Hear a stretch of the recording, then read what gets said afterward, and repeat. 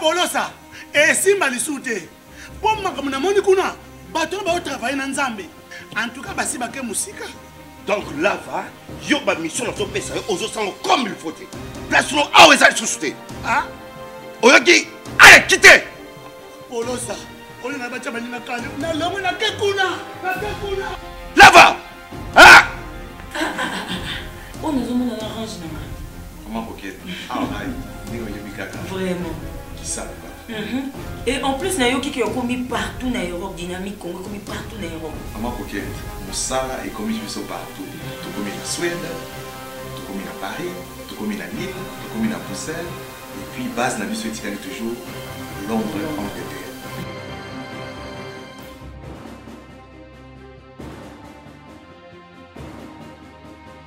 biso na dynamique Congo toza ko avancer na nkolo. Troisième partie, mais pas la dernière. Aujourd'hui, on aura 4 parties. La question-réponse reviendra. Ici, il est question maintenant de réfléchir, de nous poser des bonnes questions, surtout pour notre République démocratique du Congo. Mesdames, Mesdemoiselles et Messieurs, je ne sais pas si les Congolais comprennent ce que c'est la République démocratique du Congo. Très souvent, quand nous faisons des débats, nous oublions la cause, la vraie cause. On oublie généralement la cause de nos problèmes, la cause de nos malheurs. C'est souvent Dieu, Satan, le Belge. C'est toujours ça. Ils nous ont colonisés, ils nous ont fait ceci. Aujourd'hui, c'est le Rwanda qu'on accuse. Mais la responsabilité personnelle, on ne la met jamais en cause. Pas du tout. Personne ne veut se poser des vraies questions. Vous avez tout pour réussir, mais vous ne réussissez toujours pas. Vous avez des intellectuels. Oh, mais ils ont des diplômes et des diplômes. Mais qui n'apportent rien. Des gens qui vous chantent à la longueur des journées des problèmes de votre propre pays, mais que vous n'écoutez pas, que vous ne consommez pas. Ce ne sont pas les titres académiques que nous manquons au Congo. Nous en avons. Nous sommes parmi les pays, un pays producteur de diplômés. Nous sommes un pays producteur de diplômés. Mais nous sommes un pays à carence des solutions. Alors je me dis, à quoi est-ce que nous existons? Écoutez, vous êtes un pays, vous produisez des diplômés, mais vous êtes un pays, le plus grand pays qui souffre. Donc vos diplômes ne sont même pas en mesure de connaître vos problèmes. Parce que la solution du problème dépend de la connaissance de ces problèmes-là. On ne peut pas parler de solutionner un problème quand vous ne le connaissez pas. Et donc quand vous avez des diplômes, mais que vous n'arrivez pas à résoudre votre problème, donc ce sont vos diplômes qui sont des problèmes en réalité. Une société de diplômés, mais en même temps une société de problèmes. Cette juxtaposition du mal, des problèmes, et entre guillemets des diplômes, je pose la question, où allons-nous? Nous avons tout pour réussir, mais nous ne réussissons pas parce que nous avons fait le mauvais choix. C'est quoi le mauvais choix? C'est le choix de regarder ailleurs au lieu de regarder dans le problème. C'est le choix de regarder ailleurs au lieu de regarder dans la vraie question. Le Congolais dans sa tête, c'est toujours l'autre, ce n'est jamais lui. Mbongo si là opona nini? Ah parce que famille ali kangai, bandoko famille balingaka te. Ça c'est le Congolais. Mariage et bébé pour nini? C'est jamais son indiscipline, jamais son infidélité, jamais comment on dit, jamais sa méchanceté. Jamais son lokeseji, hein? Le fait d'être avare quoi. Jamais un go. Jamais son indiscipline, c'est toujours notre famille ali kambongo na bisoté, balingaki ngai te, balingaki na balate. Ça c'est dans l'homme congolais. Est-ce que tu es responsable de ton malheur? Non. C'est toujours quelqu'un d'autre. Son commerce tombe. Oh non, mais ça va de famille, ça va de famille, qu'est-ce que les familles ont fait dans ton commerce? Quand toi, déjà, quand les gens viennent chez toi à la maison, tu as une petite entreprise. Au niveau de il y a Coca. D'après l'église, ça se dit 12. Allez, il y a 12 Coca. Alors que tu n'as que 2 Coca dans un casier, il y a bénéfice. Mais après, puis tu vas dire, non, les gens n'aiment pas. Mes frères, quand vous ne savez pas épargner, où est le problème de Dieu, où est le problème de Satan? Et c'est ça le mal du Congo, même en politique. C'est toujours ça. Mes frères et sœurs en politique, les petites erreurs vous font payer cash. Et vous le payez cash. Il n'y a pas d'emprunt, il n'y a pas de dette en politique. En politique, ça se passe cash, ça se paye en cash. Et donc nous nous sommes passés, on n'a pas de problème, il y a Néné Mboka, on l'a laissé pour aller suivre des histoires où ils en ont à mon côté. Comment voulez-vous, mesdames et messieurs, des gens qui ne travaillent pas pour l'intérêt du pays, mais vous avez les intellectuels qui sont là, qui sont prêts à sécher les universités, mais pour aller intégrer des partis politiques. Et quand on dit aux Congolais, nous devons détruire ce système, les gens disent non, il n'est pas le temps, ce n'est pas le moment. Mais c'est le moment, il n'est jamais trop tard. Et puis il n'est jamais temps pour se battre. L'on se bat quand on se sent persécuté. Nous, les Congolais, nous avons dépassé l'étape de la persécution, nous sommes dans l'étape de la mise à mort. Nous sommes au-delà d'être assujettis, mais nous avons été annulés. Je dirais notre programmation a été annulée. Ce sont des décisions qui ont été prises dans des bureaux extérieurs et ils ont trouvé des pantins ici au Congo qui ont finalement facilité cette abétisation collective, cette imbécilisation collective. Nous sommes dans une sorte d'imbécilité, on aime et ça nous aide aussi. C'est-à-dire quand tu gagnes un peu 10 francs, 30 francs, on est d'accord. Mais comment est-ce que vous allez vous développer si vous n'arrivez pas à mettre de l'ordre chez vous? Quand les gens me disent, Christian, il faut à un moment donné au Talarmambozoloba, mais vous ne comprenez pas. Vous ne comprenez pas. Vous n'avez pas encore compris que nous sommes en danger. Tout ce que nous faisons, vous, à la maison, je veux dire ça tranquillement, pour vous permettre de mieux me comprendre. Mes frères et sœurs, je me lève tout le matin, et ce n'est pas mon cas seulement, c'est le cas de beaucoup de Congolais ici. Même vous en Europe, tu te lèves à 6 heures, non, je dis à 4h30. Tu braves le froid. Tu braves le froid quand tu es là-bas, à l'étranger. Nous ici, nous bravons le froid, nous bravons l'insécurité du matin. Nous bravons les embouteillages pour venir travailler, pour avoir à la fin du mois $200 ou $100 ou même $120. Mais malgré cela, nous nous battons jour et nuit pour trouver de quoi manger, de quoi nourrir nos enfants. Nous envoyons nos enfants à l'école. Et les enfants, après avoir étudié, après avoir suivi le cursus de l'enfant, l'enfant te revient à la maison, il te dit, maman, je ne sais pas avoir du boulot. Et vous dites pourquoi? Il dit, parce que personne n'est là pour me brancher. Est-ce que vous trouvez ça normal? Trouvez-vous ça normal? Que nous sommes une société, nous promettons les anti-valeurs et les valeurs sont à la maison. Nous sommes une société où les forts, ceux qui sont moraux, ceux qui sont conscients, ceux qui sont animés d'un esprit d'amour du pays, les patriotes, des compétents, sont spectateurs et les faibles en train de nous gérer. Vous êtes d'accord avec une société pareille? Jusqu'à quand vous serez indignés, mes frères? Ça, nous devons être indignés. Est-ce que vous avez fait le tour dans les ambassades pour voir comment est-ce qu'on nous traite? Mais ces gens nous traitent comme des vauriens. Même vous qui êtes à l'étranger, allez un peu à l'époque, allez avec votre passeport congolais. Et qu'un Ivoirien amène son passeport. Tu verras comment on va te traiter, toi, Congolais. Tu vas voir. Mais on n'a aucun respect. Personne ne nous respecte dans le monde. Mais pourquoi on ne nous respecte pas? Parce que nous-mêmes ici, nous n'arrivons pas à nous respecter. Mais comment vous allez vous respecter si vous ne vous identifiez pas? Comment vous allez vous identifier si vous ne rentrez pas au-dedans de vous? Si vous n'avez aucune ligne de vie? Il y a des choses qui devaient nous indigner, mes frères. Ton enfant te dit, papa, je ne sais pas avoir du boulot parce que, de toutes les façons, on nous a exigé avoir des noms et des recommandations. Vous avez des enfants qui sont allés dans au stage, ils ont effectué leur stage. Et quand ils vont être embauchés, ce sont les mêmes noms qui sont embauchés. Et lorsque vous suivez la filière, c'est le fils d'eux, le cousin d'eux, le frère d'eux. Lorsque dans un pays, le mode d'accession au pouvoir ou le mode de gestion ne s'opère plus sur base de la compétence, sur base de la connaissance, sur base de la méritocratie, mais c'est sur base du favoritisme, clientélisme, je veux dire népotisme et tribalisme, et même sur les quotas politiques. Alors je me dis, vous tuez un pays, fermez les universités, ouvrez les partis politiques comme des universités, si c'est ça le mode d'accession au pouvoir. Ce sont des choses pour lesquelles nous devons nous battre, même s'il faut perdre la vie. Ce sont des choses pour lesquelles nous devons nous battre pour remettre de l'ordre en réalité dans cela. Regardez comment les Blancs vous traitent à l'extérieur. Regardez comment ils vous traitent.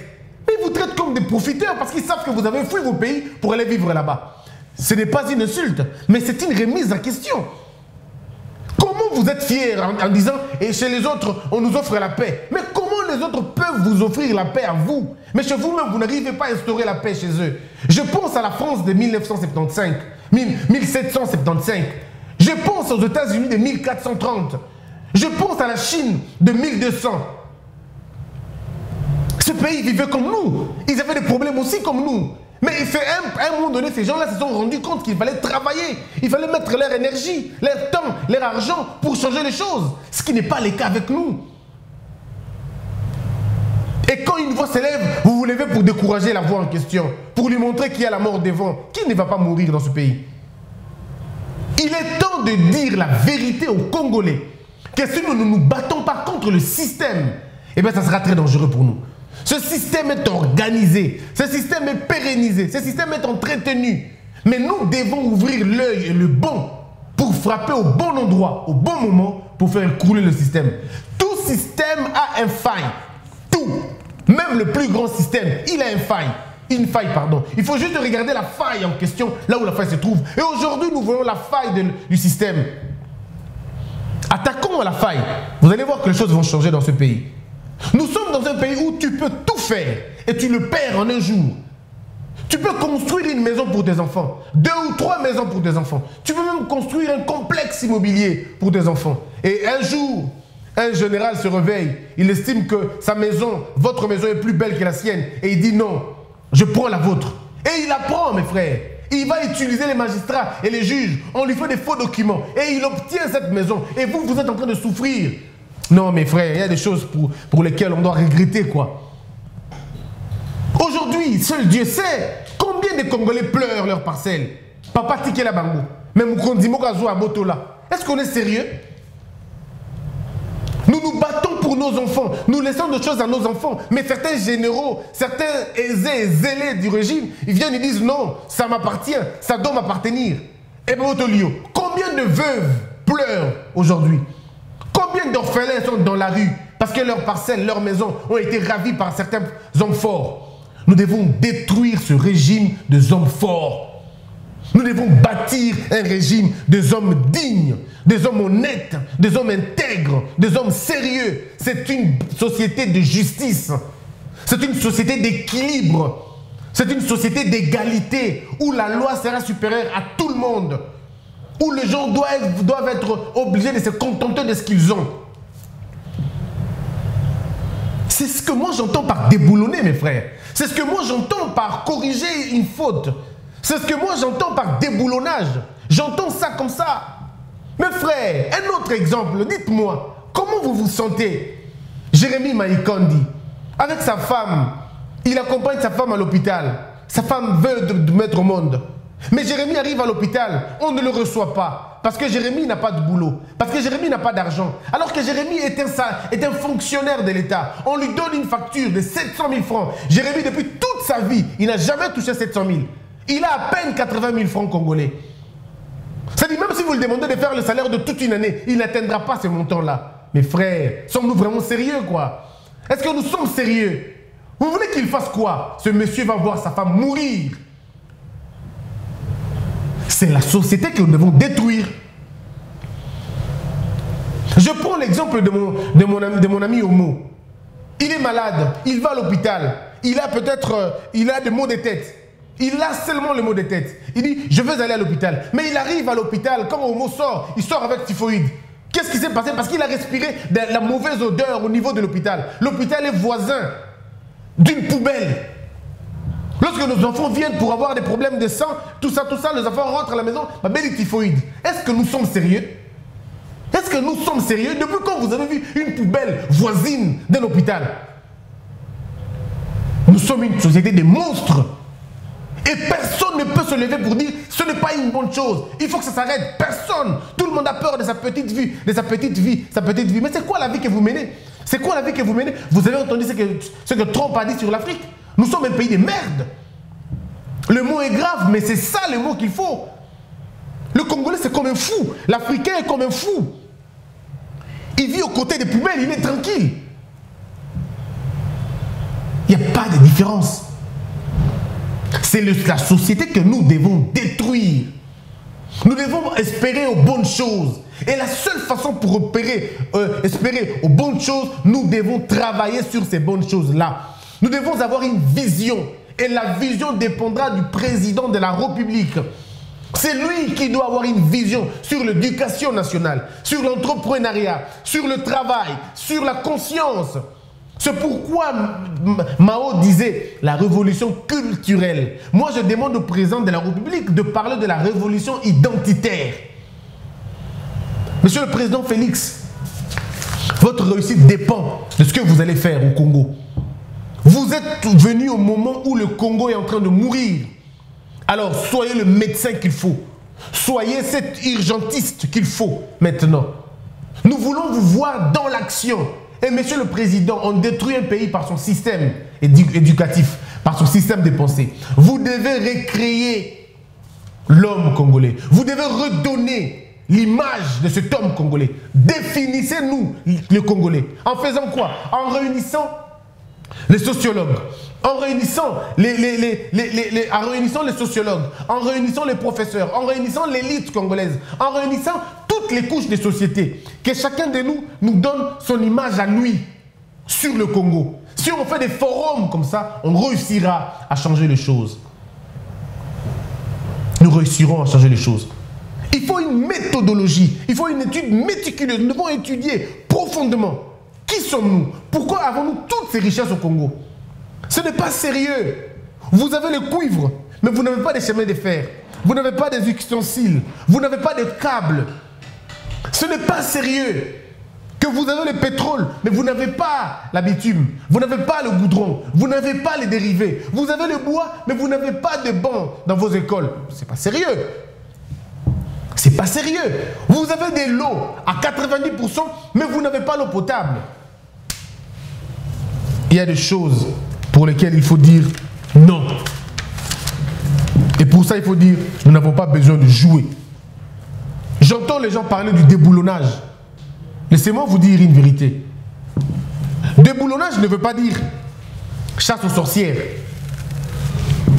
Déboulonnage ne veut pas dire chasse aux sorcières. Déboulonnage veut dire rétablissement de l'ordre. Déboulonnage, ça veut dire mettre terme à ce système de trafic d'influence. Je suis le fils de, le cousin de, l'ami de, on se connaît avec, on a étudié avec. Que tu aies étudié avec le président Félix, on s'en moque. On s'en moque, on n'en a pas besoin. Que tu sois le frère, le fils, l'ami, on n'en a pas besoin. Et puis lui-même n'en a pas besoin. Nous avons besoin de travailleurs. Dites-nous, dites-nous, vous êtes capable de faire quoi? Et on comprendra. C'est ça, déboulonner.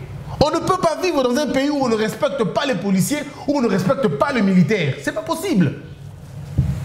Nous devons vivre dans un pays où l'on respecte le policier, où l'on respecte le roulage. Quand vous êtes interpellé par le roulage, vous devez vous arrêter et l'écouter. Mais il ne faut pas que le roulage aussi profite de cette faiblesse-là. C'est ça une société de loi.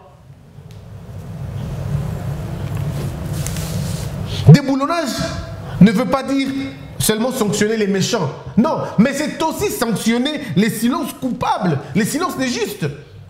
Le fait de tout voir, tout entendre et ne rien dire. Déboulonner ne veut pas dire règlement de compte, comme j'entends aujourd'hui. Et comme ceux qui disent personnes, donc déboulonner. Non, les Congolais ont tendance à prendre tout à la légère, malheureusement. Prendre une chose à la légère, c'est comme prendre de l'eau, vous ajoutez dans un médicament en liquide. Mais vous le détruisez, vous abîmez le médicament. C'est comme nous. On a une chose, on va lancer les binongo. Bon, vous avez conscience, non, vous prenez ça comme à la légère. Et comme ils ont déboulonné. Et on aime ça. Le Congolais, c'est ça qu'il aime, quoi. Le divertissement à la place du travail. La déconcentration à la place de la concentration. La facilité à la place du travail. La faiblesse à la place de la force. Ça, c'est ce que le Congolais aime. Déboulonner ne veut pas dire règlement de compte. Mais déboulonner, ça veut dire une création d'un cadre propice pour l'élévation d'un État, pour l'élévation d'une justice. Nous demandons donc au chef d'agir. Il faut chaque commission dans chaque département. Oui, chaque commission dans chaque département. Voilà ce que le ministre m'a dit. Un ami, un grand frère ministre. Il me dit, Christian, il y avait une structure dans le Congo. Structure, je ne citerai pas les noms. Cette structure, tant que Sali Yango, ministre il est toujours ministre depuis qu'il est né, je crois. À Sali Yango, il percevait 50 francs, s'il vous plaît. 50 francs, Nambon à carburant. Il y a pompe. 50 francs. Le monsieur avait fait 25 personnes dans la commission. Jusqu'à ce qu'à un moment donné, la présidence a 50 francs et qu'il n'est pas naïe. Totalement, et qu'il a 25 bon batona, côte si bango na trésor public. Le ministre, le toujours ministre et l'éternel ministre, s'est fâché. Il dit non, ça ne marchera pas comme ça. Alors pour l'apaiser, on dit non. Tout Tchabato Lingui. Alors le monsieur va doubler de 25 à 500 personnes, s'il vous plaît. Pour être précis, près de 500 personnes. Il faut éviter, pardon, d'être précis parce que les nombres, on ne calcule pas beaucoup. Près de 500 personnes. Et ces gens-là touchaient l'argent de l'État. Ça veut dire quoi, en d'autres termes? Ça veut dire que ces cas-là est belé dans le Congo. C'est pourquoi nous demandons au président de faire l'audit général. Sinon, vous allez tomber dans le piège, monsieur le président. Les gens risquent de croire que vous ne faites pas un bon travail, alors qu'en réalité, vous êtes piégé par cet appareil de gouvernement que nous avons. Vous devez d'abord auditer l'appareil gouvernemental. Vous avez combien d'hommes? Monsieur le Président, vous allez vous rendre compte qu'il y a beaucoup d'hommes qui n'existent pas et qui n'ont jamais existé. Mais ces gens-là, ils viennent seulement le jour de la paye. Ils sont vivants le jour de la paye. Mais après le jour de la paye, ils disparaissent. En âme, en esprit, en conscience. Ils disparaissent. On ne les voit plus jamais. Ce sont des gens fantômes comme ça, des gens fictifs comme ça, qu'il faut finalement mettre à côté. Et remonter la filière pour arrêter ces perturbateurs-là. Comment voulez-vous, mes frères et sœurs, dans l'administration publique, on dit il faut un effectif au moins de 40 personnes. Mais vous regardez là-bas, il y a un effectif de 725 personnes. Comment faites-vous pour doubler des choses comme ça? Pour un boulot de 40 personnes, vous avez 720 personnes. S'il vous plaît, qu'est-ce que vous devez faire? Tout simplement, arrêtez tout l'argent qui part dans les... Parce qu'au Congo, les morts sont payés. Hein. Au Congo, les morts sont payés. Et même ceux qui viendront à naître sont aussi payés. C'est quand même compliqué. Les enfants de 14 ans ont des numéros matricules dans l'administration publique au Congo. Donc si nous auditons ces choses-là, vous allez déjà commencer par enlever les effectifs qui sont des effectifs faux. Ça fait beaucoup d'argent. Nous pouvons aller dans les milliards. Hein. Nous pouvons aller dans le milliard. Que lorsque nous allons restructurer, c'est juste une décision de restructuration, vous avez déjà une masse, une enveloppe assez importante pour nos batouana. Maintenant, si nous quittons le secteur de l'administration publique, nous entrons dans les ministères. Nous quittons les ministères, nous entrons dans... Non mes frères, vous avez beaucoup d'argent qui peut aider à faire des choses que vous n'avez pas l'idée. Il faut restructurer l'appareil de l'État. Il faut voir là-bas qui est qui. Des contrôles physiques sérieux. Pas des contrôles physiques à ma solo. Des contrôles physiques sérieux. Et celui dont le nom se retrouve sur la liste. Si cette personne n'est pas là, vous engagez des actions judiciaires pour aller voir ces hommes-là. Si ces hommes-là ne vivent pas, vous allez voir celui qui a signé la liste, la liste de ces gens-là. Il doit expliquer et justifier d'où viennent ces personnes-là. Il faut qu'on ait une société des responsables. C'est seulement en faisant ça que nous allons nous en sortir. Sinon, on peut oublier. Nous pouvons oublier tout le reste. Ça ne va pas nous aider. Voilà un peu, mesdames, mesdemoiselles et messieurs, ce dont moi j'avais voulu discuter, Nabino Lelo, dans le cadre de la moralité Nabiso. Ce pays a besoin de nous. Ce pays a besoin de nous. Discussion inutile. Regardons le Congo. Total intérêt individuel. Et Koufi du intérêt individuel. Nous devons créer un pays à Malunga. Oh, mutu nyonso akokutana eloko na ye awa na Congo. Ngana lingi boye. Ke bana na ngai Christian Philippe na Christian Valios on akobota plus tard. Bana wana soki baye na mokili ba traiter bango te po baza bana ya Christian Bosembe abundaki mingi. Non. Je voudrais que mes enfants soient traités comme par rapport à leur caractère, par rapport à leur connaissance, pas par rapport au combat de leur père. Parce que mon combat n'est pas le combat de mes enfants. Non. J'aurai peut-être des enfants qui seront maçons ou qui seront agriculteurs, qui n'auront rien à voir avec le combat politique que je mène. Donc il ne faudrait pas aujourd'hui être dans un pays d'héritage, héritage. Non. Le seul héritage que nous devons léguer à nos enfants, c'est l'héritage de la loi. Le respect de la loi, l'amour de la loi, la beauté de la loi, l'amour du prochain. C'est là les choses que nous devons donner à nos enfants. Et voilà un peu. Je voudrais que demain, en se réveillant, un jour, un matin, on se réveille dans une société de justice, dans une société remplie d'honneur, remplie de bonheur aussi. Il faudrait que tout le monde, c'est tout ce que nous demandons. C'est-à-dire quand quelqu'un a étudié, il a le diplôme, il a la connaissance, parce que le diplôme est un papier, il a présomption de connaissance. Mais il a la connaissance, il a combien de filles ont été abusées dans le bureau administratif parce que ces filles sont allées chercher le boulot? Combien de femmes ont été contraintes de faire des bêtises pour ça? Dieu seul sait combien ont refusé et combien sont à la maison. Des destinées avortées, de potentiels rompus, des carrières brisées, de rêves finalement enlevés. Des enfances volées, des avenirs obstrués comme ça, à cause des gens, à cause des véreux, des personnes malhonnêtes, qui au lieu de regarder dans la compétence des gens, ils ont regardé dans les cuisses et dans les tailles des femmes. Nous devons avoir une société de Yabatou moraux. Quand je regarde une dame qui vient demander le boulot à Congo Buzz, que Dieu m'aide à ne regarder que ce qu'elle écrira sur le papier. Que Dieu m'aide à ne jamais regarder sa poitrine, à ne jamais regarder son postérieur. C'est une prière, c'est vrai, mais une discipline au-delà de toutes ces choses. J'ai mal. Nous souhaitons avoir des filles. Je souhaite avoir une fille en premier. Christelle Alliance. Je souhaite la voir. Mais un jour, je suis à la maison, Christelle Alliance vient me dire, papa, j'ai mon diplôme, mais je ne sais pas étudier, pardon, je ne sais pas gagner un boulot, parce que, papa Jérémy, le monsieur là, mon DG, m'a demandé de baisser ma jupe. Non, mais je ne supporterai pas. Alors, s'il vous plaît, construisons une société des valeurs. Construisons une société des valeurs. Non, non, je ne peux pas imaginer cela. C'est une scène qui nous évite. Non seulement. Il faut juste éviter quoi. Aucun parent n'est appelé à subir cela. Aucune femme n'est appelée à subir cela. Ou alors tu es à la maison, ton fils vient te dire, papa, je ne sais pas travailler parce qu'on a préféré quelqu'un d'autre que moi, à moi, parce que cette personne-là est l'enfant d'eux. La société Yaba na Yaba écrira toujours ma frustration. Nzambe na biso apambola bino. Mboka na biso liboso ya nyoso, mboka liboso ya mobali, mboka liboso ya mwasi, mboka liboso ya bana, mboka liboso ya nyoso. Congo tolingayo, tolingiyo et peut tokolingayo kaka. Abonnez-vous massivement, partagez la vidéo, prenez des séquences qui vous intéressent et partagez. C'est la seule manière d'aider les autres.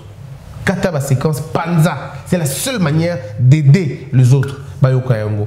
Dieu qui voit nos intentions, Dieu qui voit nos motivations, Dieu qui comprend nos besoins, notre profond besoin. Seul Dieu peut nous protéger devant la méchanceté des gens, devant la jalousie des autres.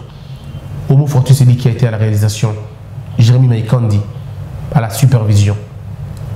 Que la peur quitte nos esprits et que Dieu bénisse les RDC.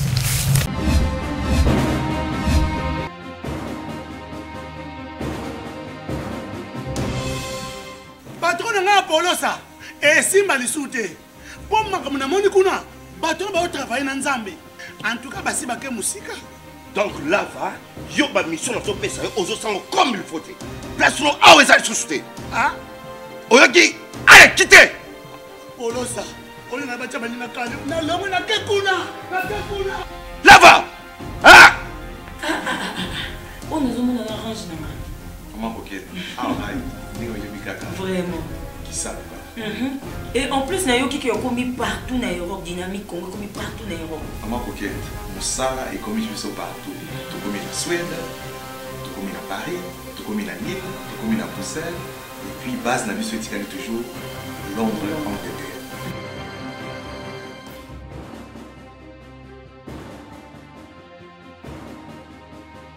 Biso na dynamique Congo. toza koavanse na nkolo